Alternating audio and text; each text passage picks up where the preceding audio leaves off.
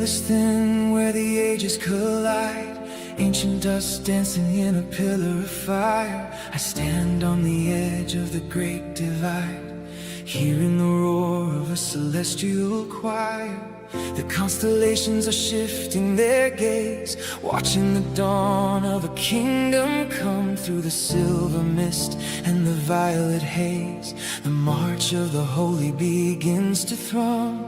History is breathing a heavier breath. Shadows are folding in the wake of the light. We are stepping over the threshold of death into the morning that swallows the night. Glory is rising, the King is alive.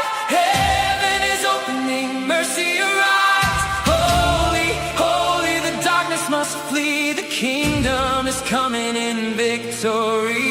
Glory is rising, the bride is awake.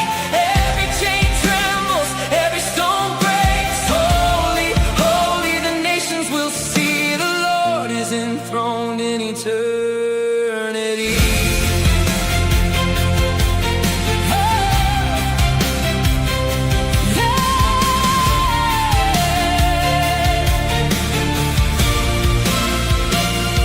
The scrolls are unrolling in the palms of the sky, ink made of lightning and letters of gold. Every stone is preparing a jubilant cry for the greatest story that ever was told. The mountains are bowing their jagged crowns, the rivers are turning to praises they flow. The silence of mercy is breaking the towns where the seeds of the infinite started to grow.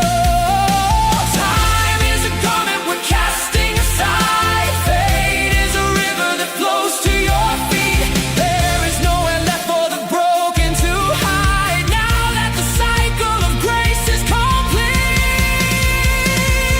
Glory is rising, the King is alive. Heaven is opening, mercy arrives. Holy, holy, the darkness must flee. The kingdom is coming in victory. Glory is rising, the bride is awake. Every chain trembles, every stone breaks. Holy, holy, the nations will see the Lord is enthroned in eternity.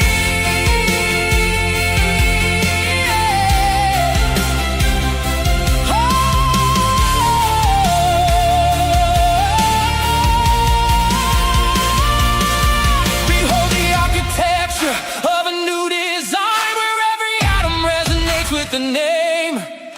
The water of life is becoming the wine, and the soul is a flicker consumed by the flame. Ascending the staircase of thunder and stone, gravity loses its hold on the clay. All of the wandering led to the throne. The darkness is scorched by the splendor of day. Glory is rising, the King is alive. Heaven is opening, mercy arrives. Holy, holy, the darkness must flee. The kingdom is coming in victory. Glory is rising, the bride is awake. Every chain trembles, every stone breaks. Holy, holy, the nations will see the Lord is enthroned in eternity. Into the morning, into the light, into the kingdom, that ends every night. Holy forever, eternal and true, all things together. Father in you, glory is rising, mercy arise.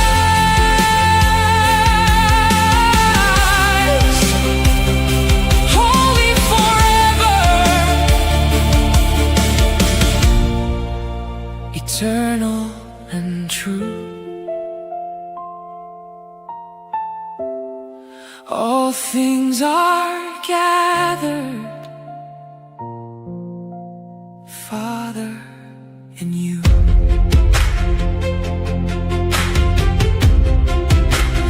Father, in you.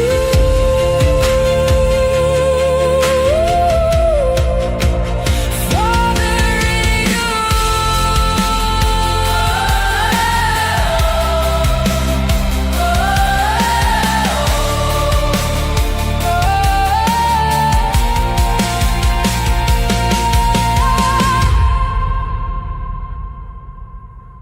What if the river that flowed from Eden was revealing far more than the geography of the first garden? What if the 4 riverheads were not placed in Genesis merely to help us search for ancient lands, but to reveal the order of the divine family in the way divine life moves from the eternal realm into creation? What if the river was showing us the Father, the Mother, the Son, and the Daughter before humanity fully understood who they were? Today we are returning to the beginning. We are returning to Eden. We are returning to the garden, the river, the tree of life, the land, and the mystery concealed within the 4 heads. We are returning because the river did not remain only in Genesis. It appears again in the prophets. It moves toward lands and kingdoms. It passes through Zion. It flows from the sanctuary. It is revealed through the Ruah HaKodesh. It is offered through Ishu. It appears beside the blood that came from his wounded side. It continues through the testimony and invitation of the daughter. And in Hiddekel, Revelation, it proceeds again from the throne of God and of the Lamb. This is the journey from the river of Eden to the river of life. It is not merely a study of ancient geography. It is the story of the divine household entering creation to restore what was wounded at the beginning. Throughout this teaching, Scripture will remain our foundation. Ancient translations may preserve valuable textual witnesses. Midrash may offer an interpretive echo, and the deeper prophetic layer may reveal relationships concealed within the written pattern, but none of these witnesses should erase the plain meaning of the text. The rivers remain rivers. The lands remain lands. The kingdoms belong to human history. The deeper mystery does not destroy the visible meaning. It reveals how the visible pattern may also bear witness to the order and purpose of the divine household. Bereshit, Genesis 2:10 says, "And a river went out from Eden to water the garden, and from there it was divided and became 4 heads." The order matters. First there is one river, then from that one flow 4 heads appear. Before life reaches the lands, it proceeds from Eden. The name Eden carries the meaning of delight or pleasure. The river, therefore, comes from the place of divine delight and enters the garden as a gift.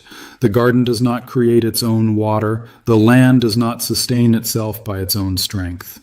Life comes from beyond the garden, waters what Adonai has planted, and makes fruitfulness possible. Before kingdoms arise, before exile, before the sanctuary, and before the wounds of human history, the river is already flowing. The purpose of life precedes the history of death. Genesis names the 4 heads as Pishon, Gihon, Hiddekel, and Perath. The Hebrew expression is Arba'ah Rashim, 4 heads. English translations may render the phrase as branches, rivers, or headwaters, but the Hebrew preserves the image of heads.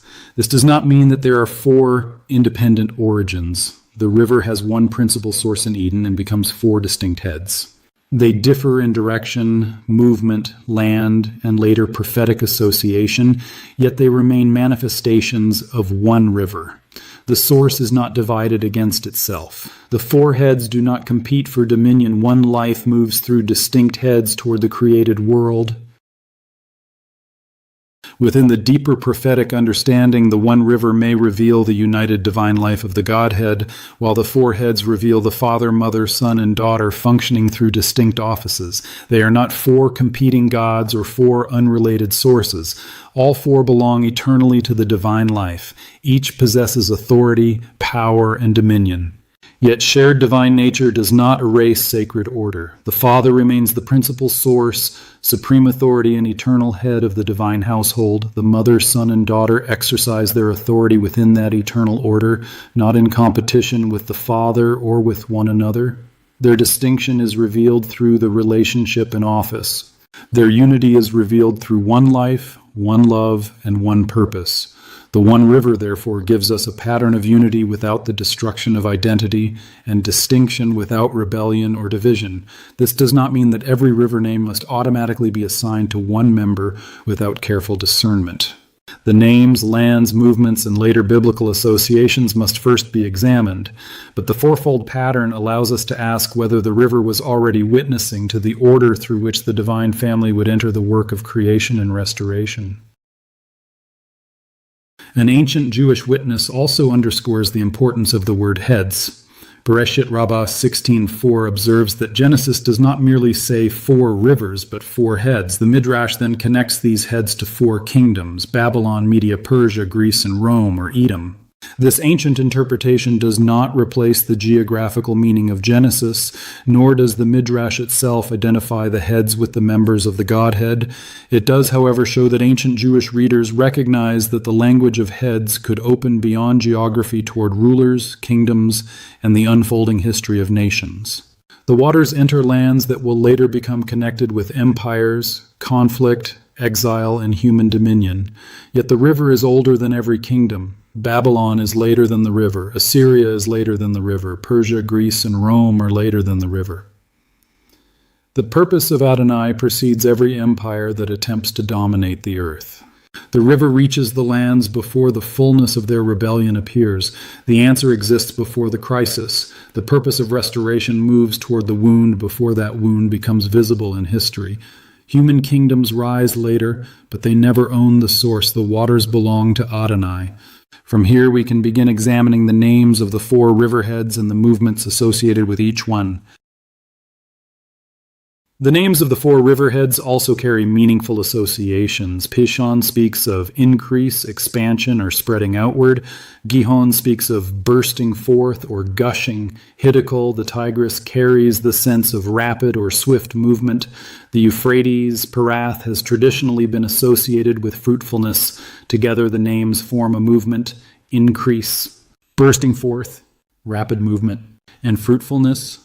The sequence begins with enlargement, moves into an outpouring, advances with speed and purpose, and arrives at fruitfulness.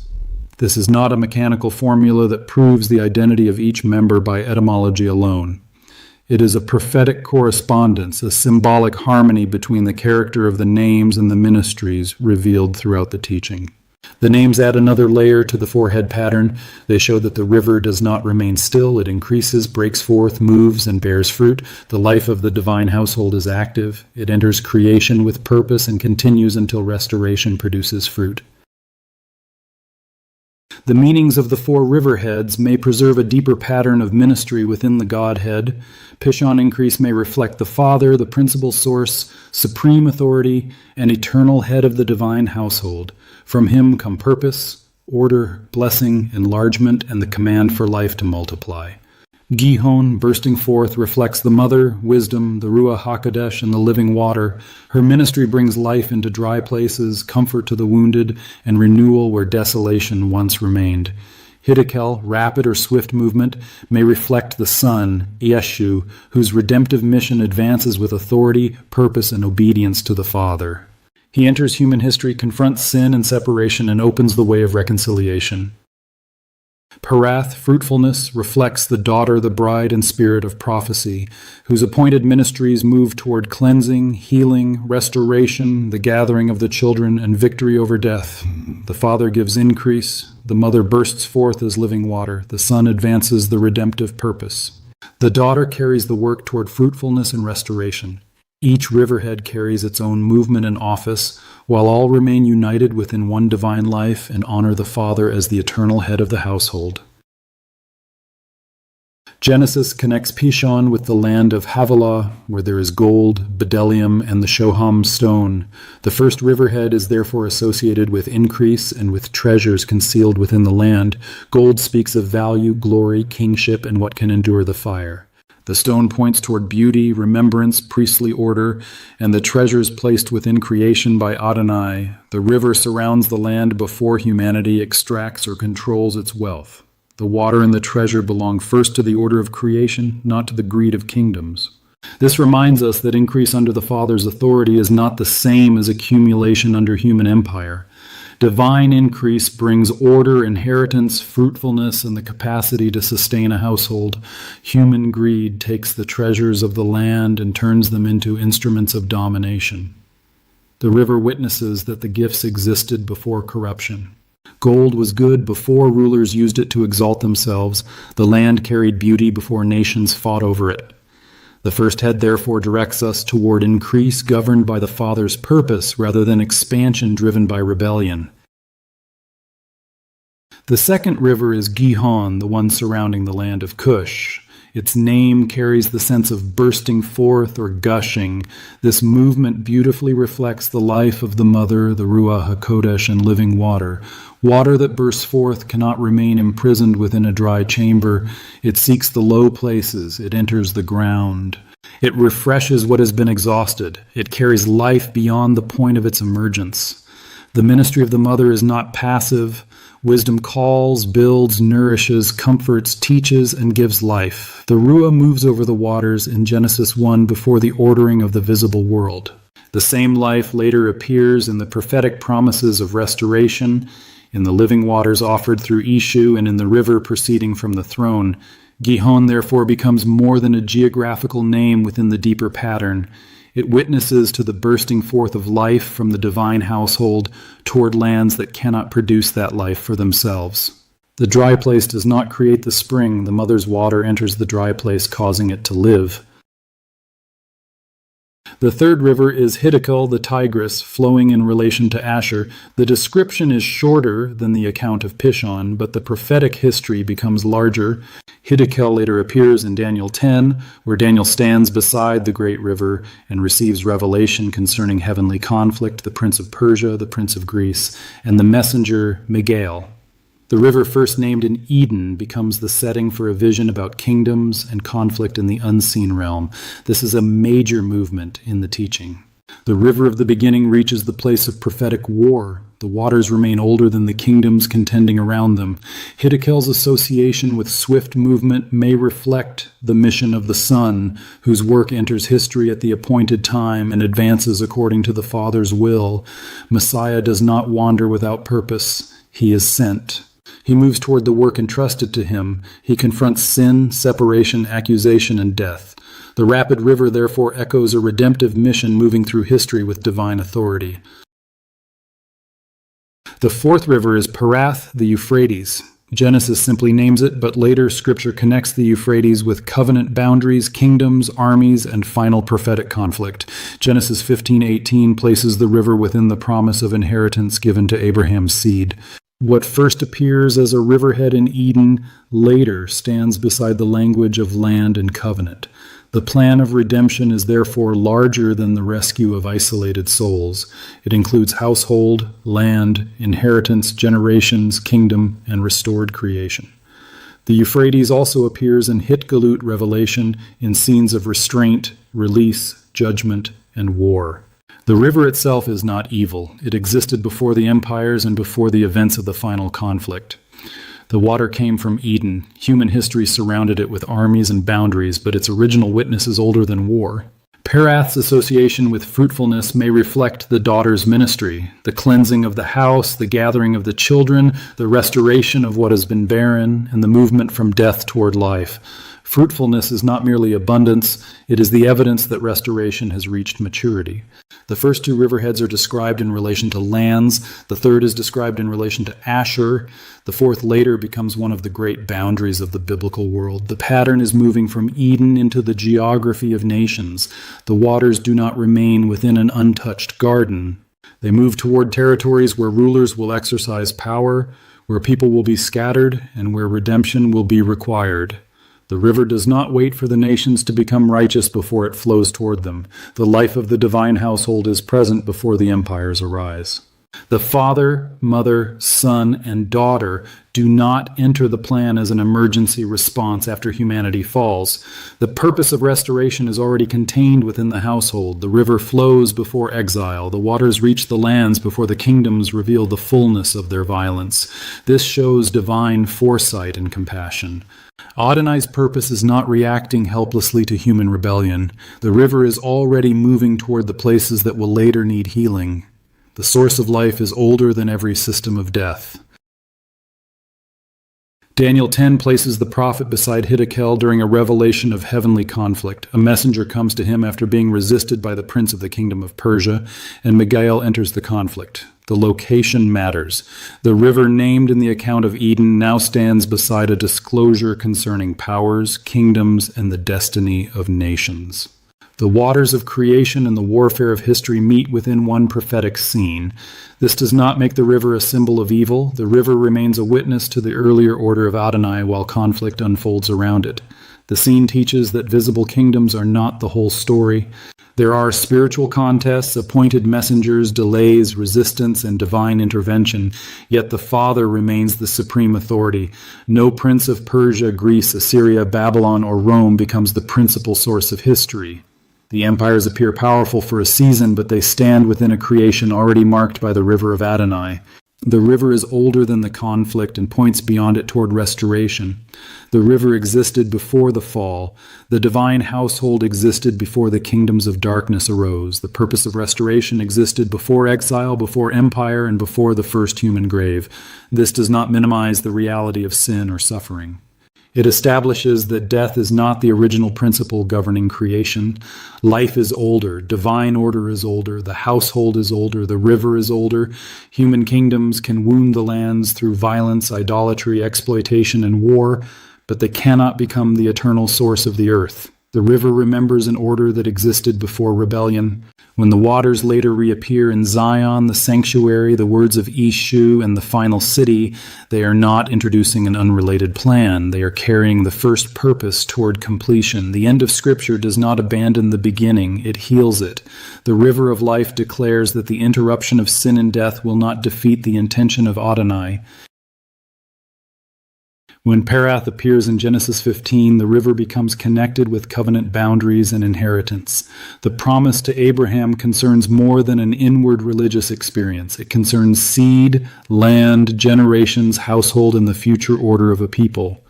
The river that came from Eden now stands beside the promise that history will be directed toward inheritance.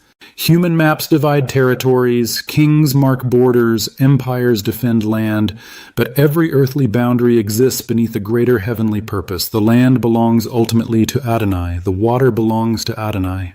The inheritance is governed by covenant, not by the permanent authority of human empire. This prepares us to understand why restoration in the prophets includes land, city, house, children, fruitfulness, and peace.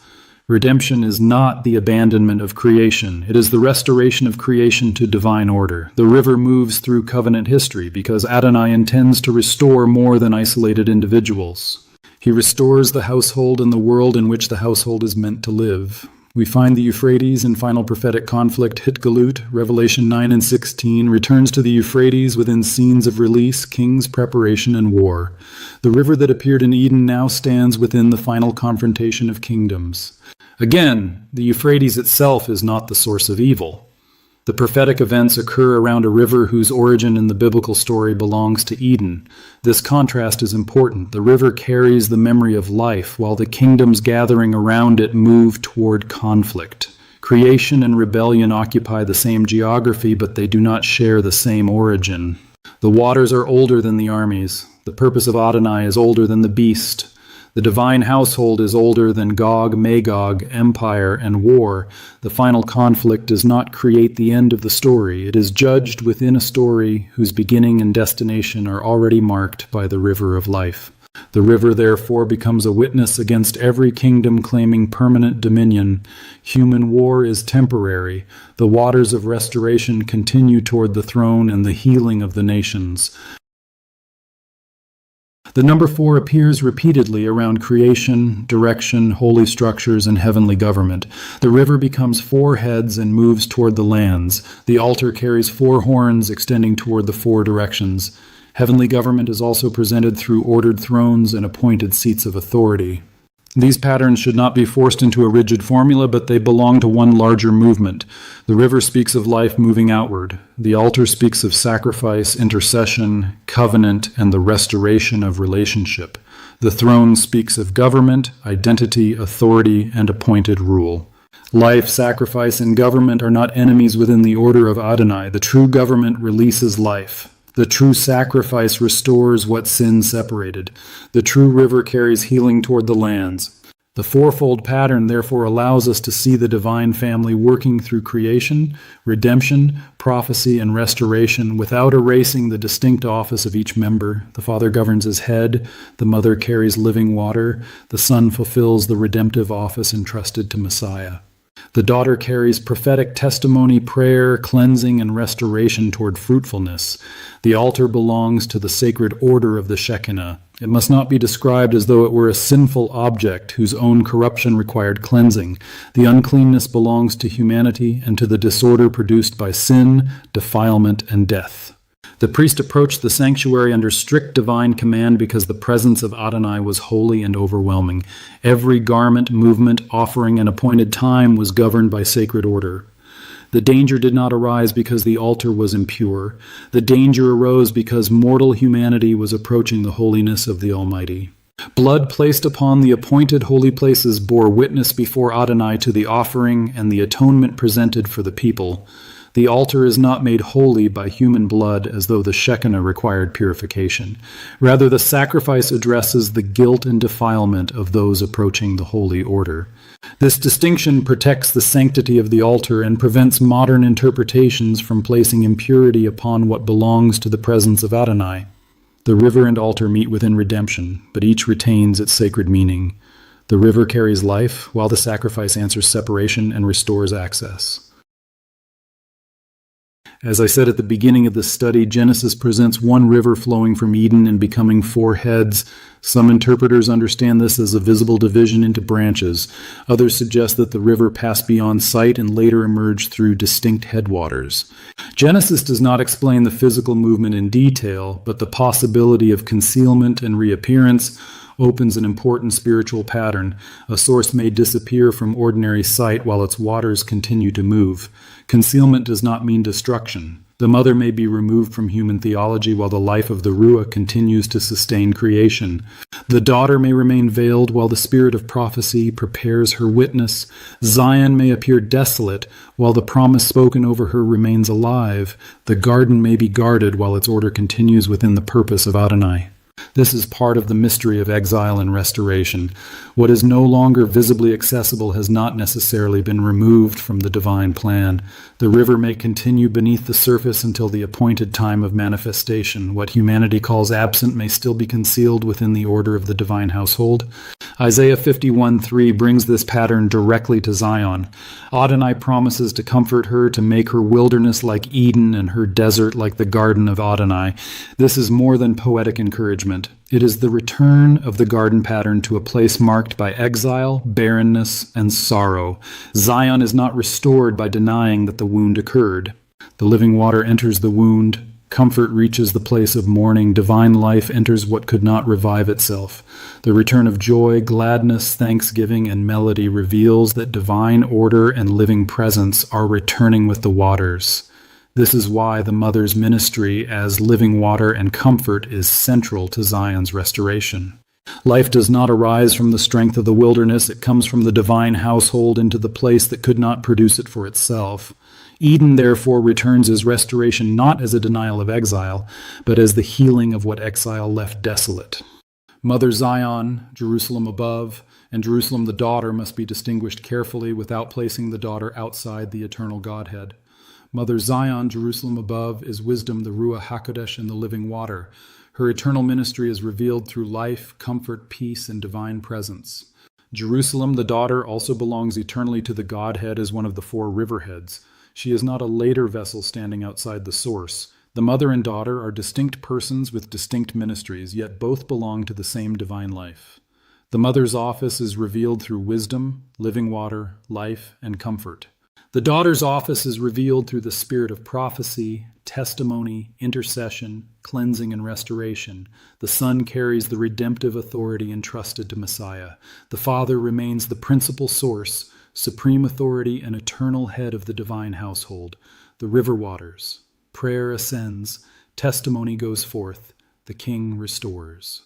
The daughter's earthly chambers are not merely places of concealment. They are chambers of intercession. From the place marked by exile, her prayers rise for the scattered children, the wounded, the thirsty, Zion, and the nations. Her hidden season is therefore not inactivity. Within the chambers, the cries of the wounded world are remembered, and the prophetic witness is prepared for its appointed manifestation. The river and prayer move in opposite directions, yet belong to one work. The waters descend toward the dry places. Intercession ascends toward the throne. The daughter stands within both movements, carrying prayer upward and testimony outward according to her eternal office. This prepares the way for Zechariah 14:8. Living waters will go out from Jerusalem, half toward the eastern sea and half toward the western sea. In summer and in winter, the waters do not remain within the city. They move outward toward the lands. The restoration of Jerusalem, therefore, carries consequences for the whole earth. The same chapter declares that Adonai will be king over all the earth. The river and the kingdom belong together. True government releases life. The righteous reign of Adonai restores what rebellion wounded. The Father reigns as Most High and head of the divine household. The Mother carries the living waters. The Son fulfills the authority and redemptive work entrusted to the Messiah. The Daughter manifests her eternal office as Spirit of prophecy, carrying restored testimony toward the assemblies and nations. The divine household continues its work in sacred order. The waters move eastward and westward because life is intended to reach beyond one location. Zion's restoration becomes a source of blessing for the lands.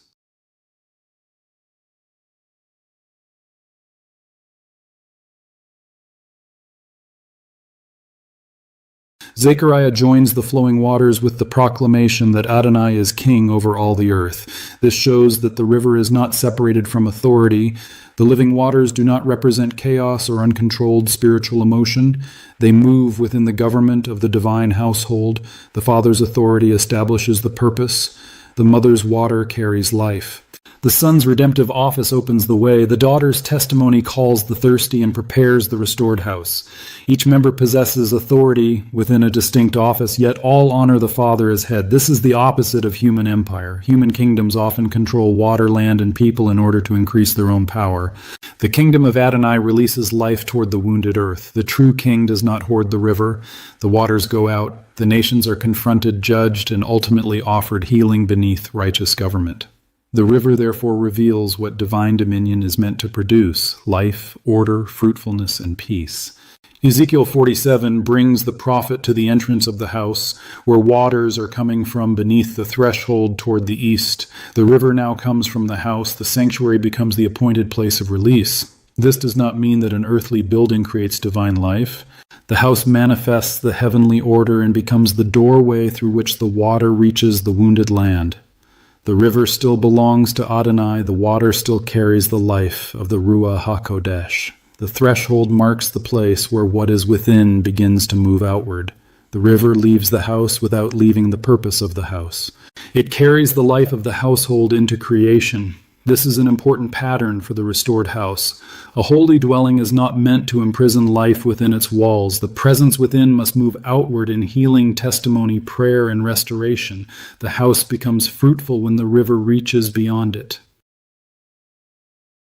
Ezekiel follows the waters as they deepen. First they reach the ankles, then the knees, then the loins. Finally, the river becomes deep enough to swim in, a river that cannot be crossed on foot. The prophet is shown increase. What begins as a flow beneath the threshold becomes greater than the person standing within it.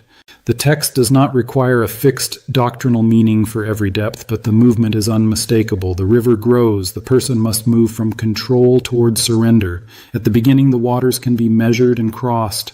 At the end, the river carries the person. This reflects the nature of divine restoration. The first movement may appear small, concealed, or fragile, yet the source is not limited by the weakness of the beginning. The life of the Ruah increases until the land is transformed.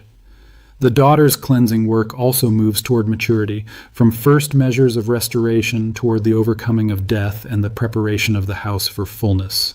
Ezekiel's river does not avoid the place of death. It flows toward waters that cannot sustain life and changes them.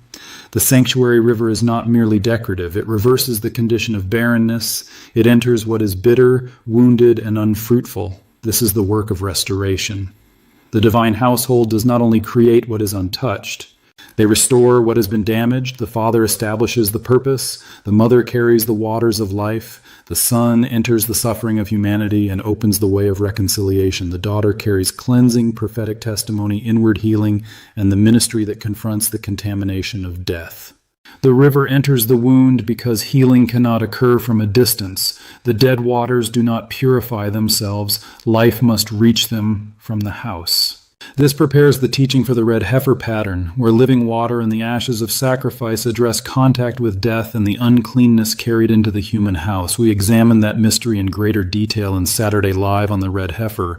Those who have not yet watched that teaching may wish to do so, because it explains more fully how sacrifice, living water, cleansing, death, and restoration are joined within the Torah. This connection is especially important because some now claim that the shedding of blood does not come from God, but Scripture says otherwise. Leviticus 17:11 declares that Adonai himself gave the blood upon the altar to make atonement for the soul. Hebrews 9:22 likewise states that under the Torah nearly everything was purified with blood, and that without the shedding of blood there is no forgiveness. The blood was not a human invention imposed upon Adonai. It belonged to the sacrificial order he established. The red heifer pattern then reveals another aspect of that order. The ashes of sacrifice are joined with living water for purification from contact with death. This is why blood, water, sacrifice, cleansing, and restoration cannot be separated from one another. After the clarification, we can continue with Ezekiel. Ezekiel sees trees growing on both sides of the river. Their fruit is for food, and their leaves are for healing. The first river watered the garden. The sanctuary river now heals the land. The tree of life stood in Eden. The prophetic river produces trees whose life is sustained by waters from the house. This is Eden returning through restoration.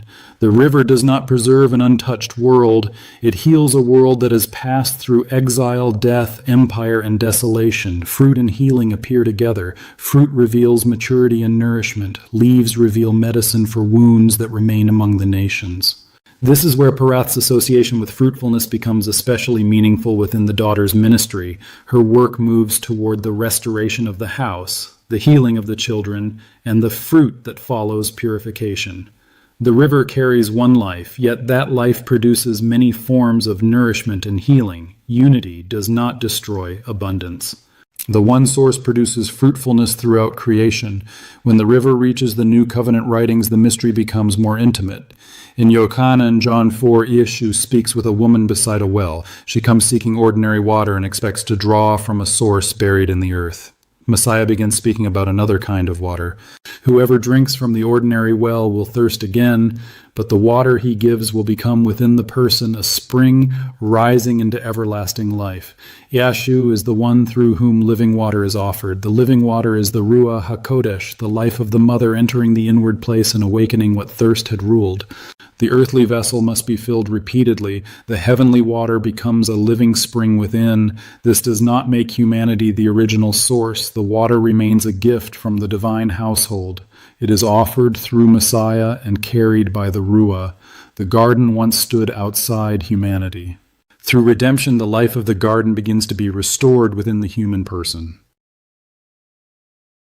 The Ruah HaKodesh enters the dry chambers of the soul. She reaches memories, wounds, fears, and places where life has been restrained.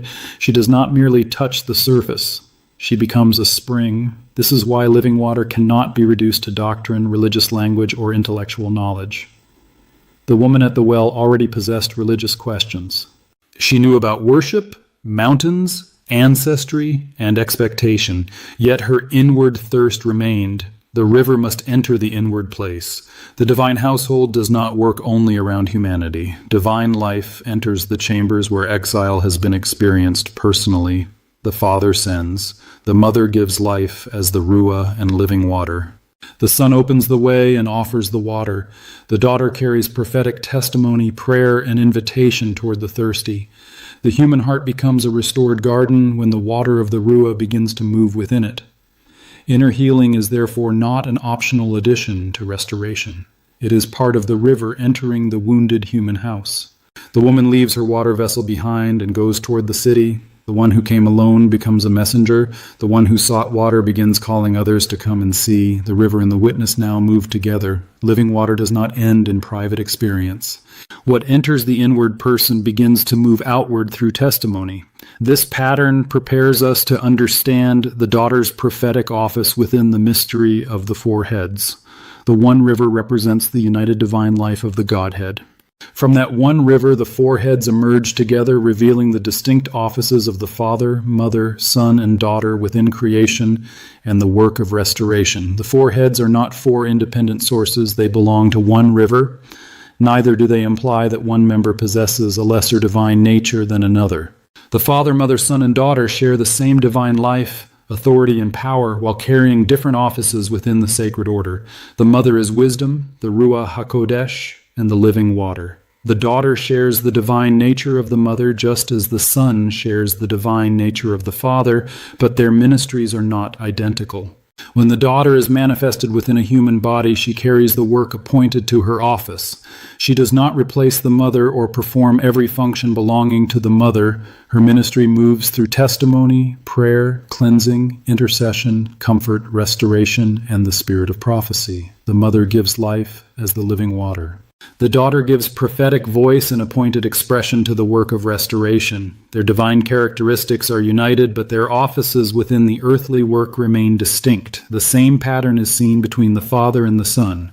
They share divine nature, yet the Son's embodied mission carries a particular redemptive office under the order of the Father. The woman's movement from thirst to witness, therefore, becomes a human echo of this larger pattern. The water is received inwardly. The testimony then moves outward.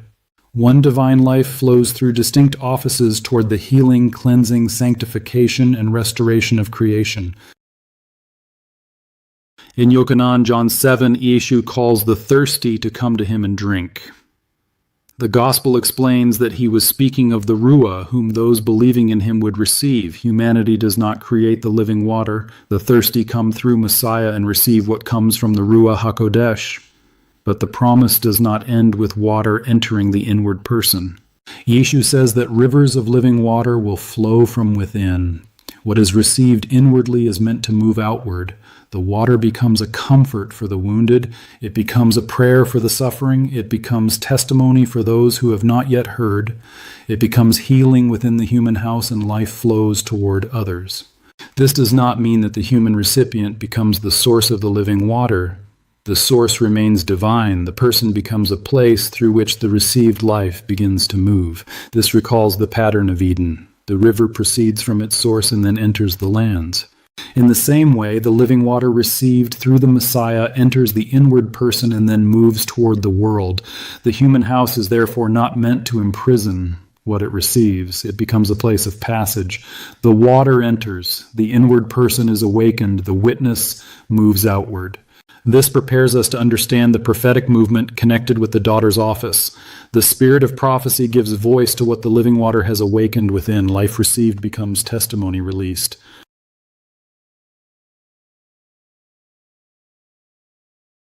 The river now leads us toward the final hours of Messiah.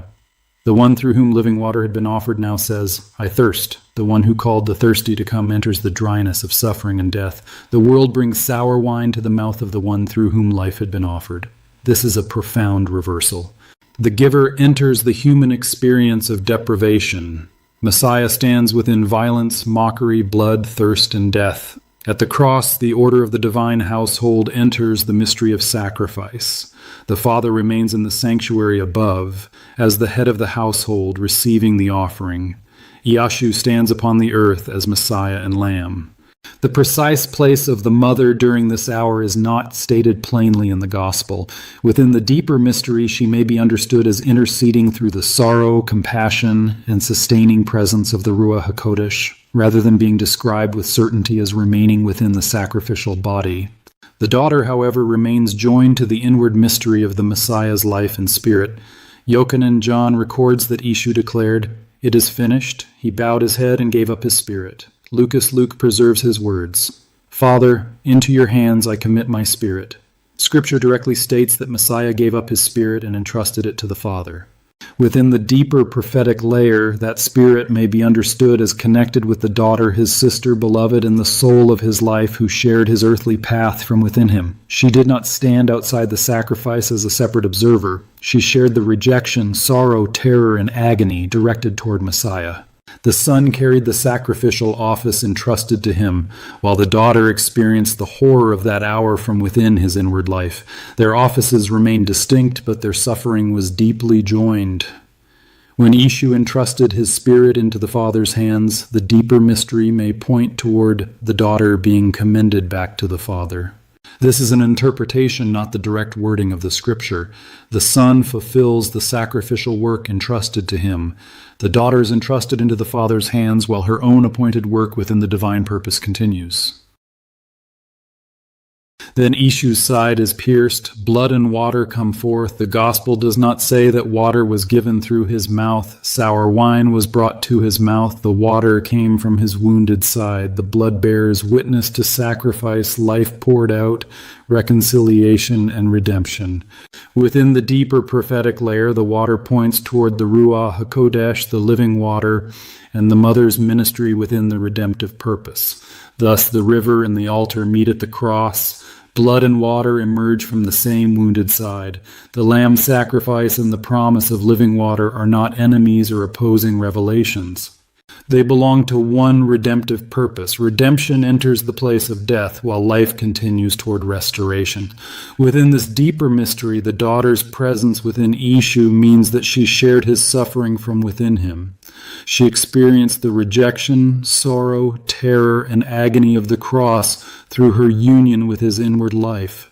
In this sense, she shared in his crucifixion not as another physical body upon the cross, but as his sister, beloved, and the soul of his life dwelling within him. While the sacrifice unfolded upon the earth, the Father remained in the sanctuary above, receiving what the Son entrusted into his hands.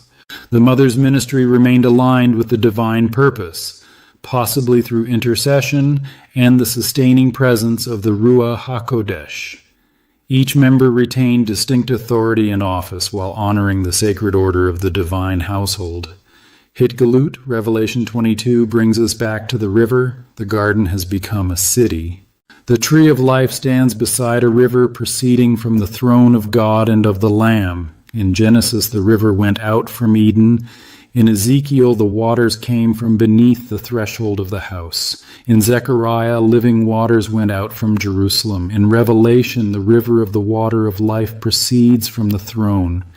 The mystery has moved from garden to sanctuary, from sanctuary to city, and from city to throne. The source remains heavenly.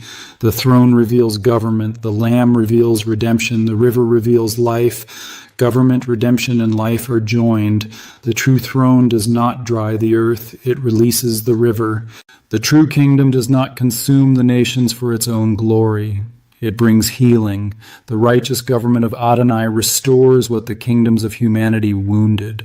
The river in Revelation is clear as crystal. Nothing corrupts its source. The tree of life bears continual fruit, and its leaves are for the healing of the nations that were divided by empires, violence, deception, and death, are brought beneath a healing order. The river left Eden and entered the lands. It moved beside kingdoms, and through the geography of exile, the lands were never forgotten. The nations were never beyond the final purpose of restoration. The Father's will is fulfilled. The mother's waters flow without obstruction. The Son reigns as king. The daughter reigns beside him as queen. The land is restored and returned to its rightful order under those to whom its dominion belonged before the fall.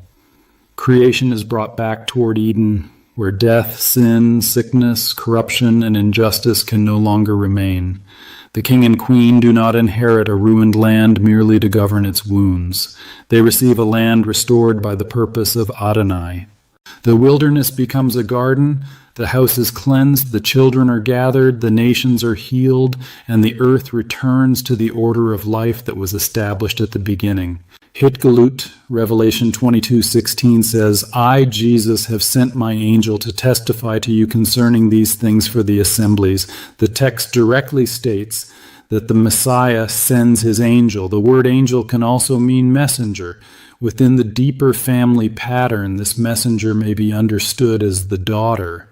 This interpretation is strengthened by Hiddekel, Revelation 19:10. The testimony of Jesus is the spirit of prophecy.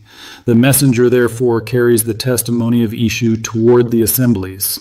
The testimony belongs to Messiah, while the spirit of prophecy gives that testimony its appointed voice.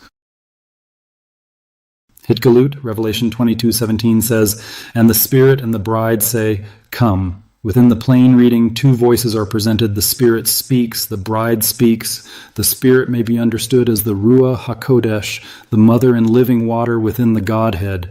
The bride is the daughter, the sister and beloved of the Messiah. The mother and daughter are distinct members of the divine family, yet their voices move together within one invitation. The bride is not the entire religious corporation or institutional body. The bride is one woman. Those who follow her and belong to her are part of the bride company. They are the bridesmaids who will be present in heaven with their mother before the day of Shavuot, where there will be preparation for the heavenly wedding ceremony that will take place on Shavuot. For those listening for the first time, or those who have not watched the teachings concerning the children of the exile and the wedding on Shavuot, I encourage you to find those videos or podcasts. They will help you understand correctly the difference between the children of the exile and the adopted children, as well as the difference between the private wedding ceremony in heaven and the later marriage supper. This distinction is very important because those who belong to her and to him are not simply the entire worldwide assembly, contrary to what many religious leaders teach. Scripture reveals distinguishable groups of children, different companies, and different ceremonies within the divine order. With that clarification given, let us now continue with this passage in Hiddekel Revelation, which belongs to another event within the prophetic timeline. Revelation says, "And let the one who hears say, 'Come.' The Spirit and bride speak first. Then the hearer repeats the invitation. The assemblies are those who hear. The children receive the witness. The guests are invited. The thirsty are called to receive the water of life freely. The mother releases living water. The daughter carries the prophetic invitation to the marriage supper. The hearer joins the call. The invitation moves outward toward the world." This is why the two messiahs work together within one redemptive purpose. From everything we have seen throughout this teaching, we can conclude that the ministries of the two messiahs remain continually connected within one purpose of restoration. Adam and Eve stood together at the beginning of the human household. Through the fall, humanity entered separation from Adonai, corruption, sorrow, and death. After the fall, the exile of the Shekinah and the daughter began. This exile was not the original order of the divine household, but it became necessary within the work of redemption so that the fallen world could be reached from within. The Son enters human history to fulfill what Adam could not. The daughter enters the mystery of restoration to repair what was broken through Eve. Together they answer the wound that began in the first human household. Their ministries move under the supreme authority of the Father and within the life of the Mother, the Ruah HaKodesh, and living water. The final vision is a return to the origin, but an origin now healed, cleansed, restored, and secured against death. From Eden to the throne, the purpose of Adonai has remained one: to restore life, to restore the household, to restore the man and the woman, to restore the children, to restore the nations, and to bring creation back into the order, peace, holiness, and living presence from which the river first flowed.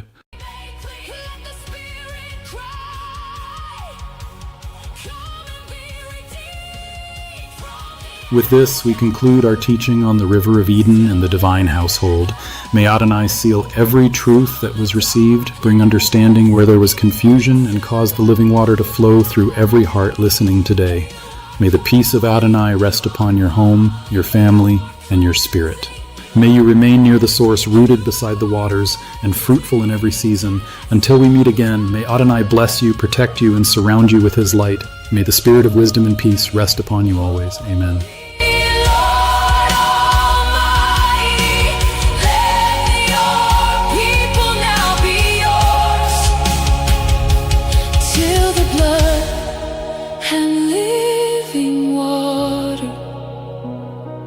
Hope it never